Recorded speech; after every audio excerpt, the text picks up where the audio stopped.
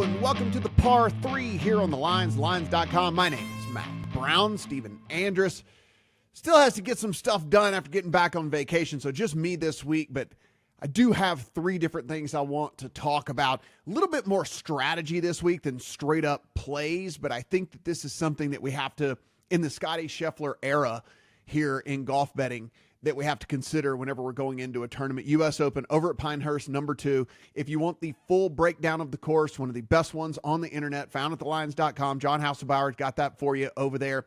Discussing golf all the time in the Discord as well. Upper right-hand corner of thelines.com. That's absolutely free, as is everything we do. So if you do appreciate that, supporting us by hitting that subscribe button and the like button really does help out. All right. So here we go in the first play here in the par 3, and this is just a generality, and this is a general topic of discussion this week, is what to do with Scottie Scheffler.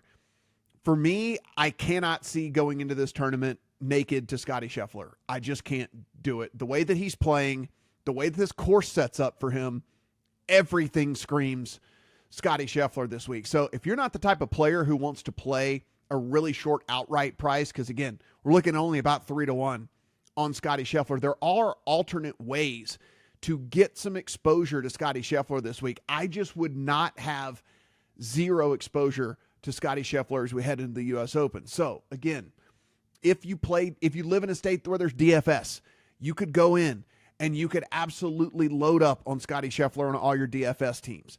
If you want to just play the short outright, of course, you can go about doing that.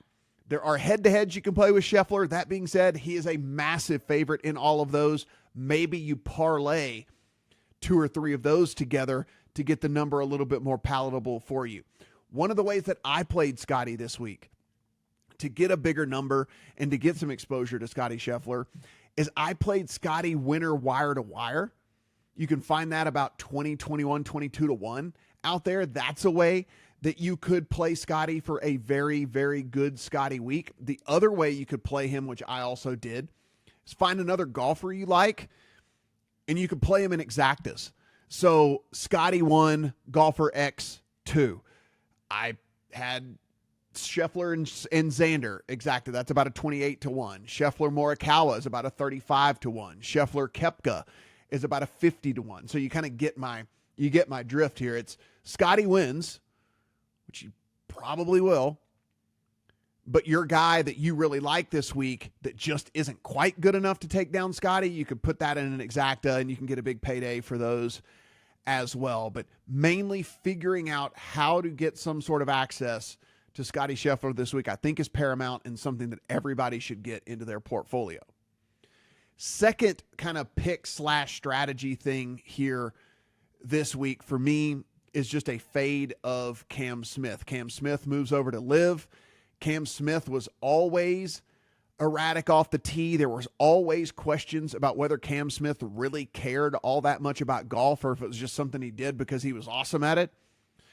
If you look at Cam Smith's profile and what we want out of a golfer over at Pinehurst number 2, you really have to drive the ball accurately because you don't want to end up in these very unpredictable wastelands in which the fairways run off into. If you haven't seen the pictures, if you haven't seen all this stuff, again, this is all in John's article over there, but there's no rough at Pinehurst number 2. It's going to run off into these kind of sandy, weird wiregrass. If you have to look up what wiregrass is as well, pine weeds, which you have to look up what pine weeds are as well. I feel like I'm a horticulturist now. I know what all of these different wild growings, there over in North Carolina are, but these are things in which if you are not accurate off the tee, you're going to find yourself. Sometimes it might lay up perfectly for you and it's not that big of a deal.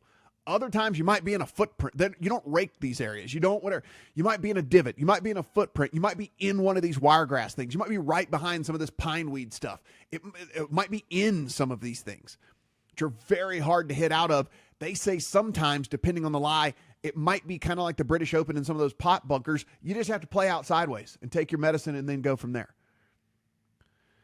Cam Smith has lost off of the tee in every event this year but one since February.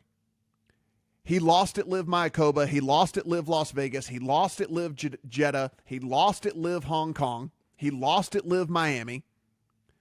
At the Masters, he gained 0.1 strokes off the tee.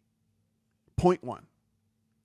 Lost at Live Singapore, lost at the PGA Championship, and Live Houston, which was just last week, he lost 6.2 strokes off the tee.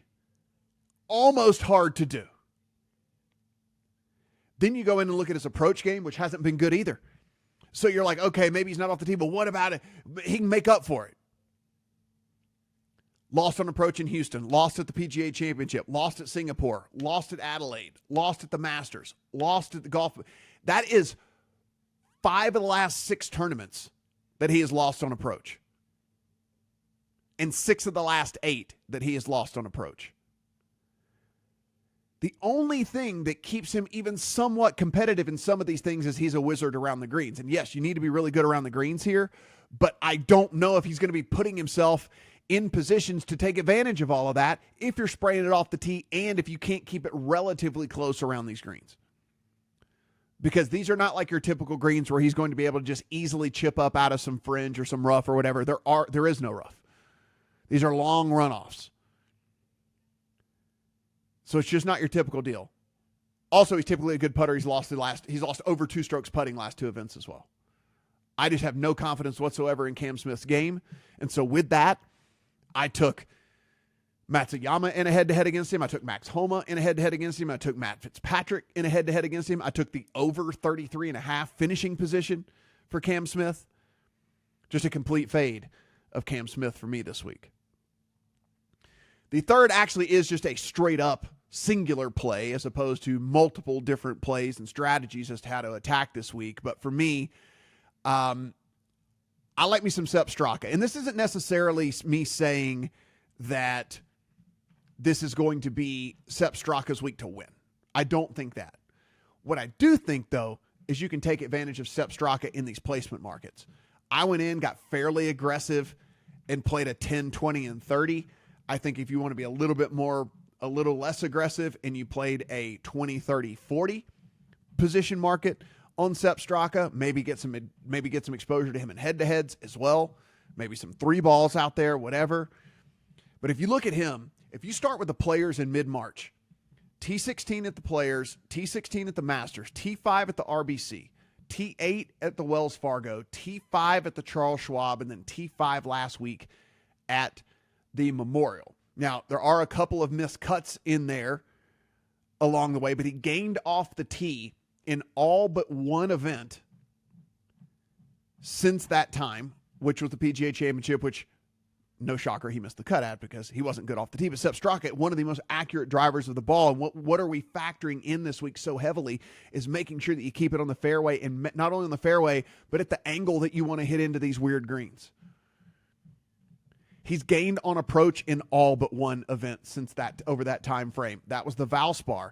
He gained tee to green in all but one event over that span. That was also the Valspar. And what was that? The other miscut. The only 2 miscuts he had in that whole time frame, PGA Championship, which he didn't drive it well, and then in the Valspar, in which he didn't do really anything well. He had a bad event. Not everybody is going to be robot Scotty Scheffler and Xander Schauffele and go out and play awesome every single time.